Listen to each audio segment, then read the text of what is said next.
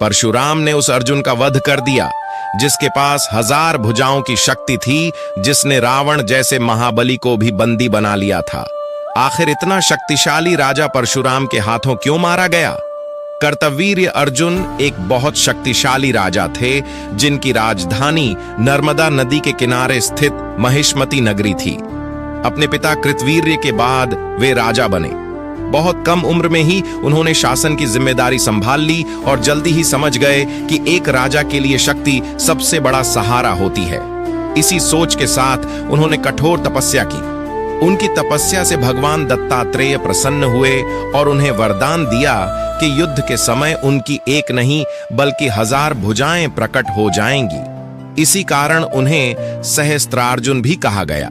इस अद्भुत शक्ति के कारण कहा जाता है कि उन्होंने 7 द्वीपों पर अपना अधिकार स्थापित कर लिया था। उनके राज्य में धन समृद्धि थी और असुर, दैत्य और नाग तक उनसे भयभीत रहते थे। उन्होंने लंका के राजा रावण को युद्ध में हराकर बंदी बना लिया था, क्योंकि रावण ने नर्मदा के पानी को रोक दिया था। बाद में रावण के दादा आर्ष पुलस्त्य के अनुरोध पर उन्होंने रावण को सम्मान के साथ मुक्त कर दिया। लेकिन अपार शक्ति और अहंकार के कारण अर्जुन ने एक दिन महर्षि जमदग्नि के आश्रम पहुंचे, जहां कामधेनु नाम की दिव्य गाय थी। अर्जुन उस गाय को लेना चाहते थे, लेकिन आर्ष जमदग्नि ने मना कर दिया। क्रोध में आकर अर्जुन ने बलपूर्वक गाय छीन ली और आश्रम को नुकसान पहुंचाया।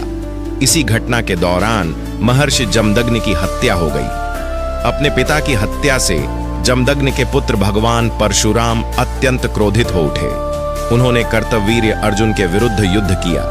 भयानक युद्ध के बाद परशुराम ने अर्जुन की 1000 भुजाएं काट दी और अंततः उसका वध कर दिया।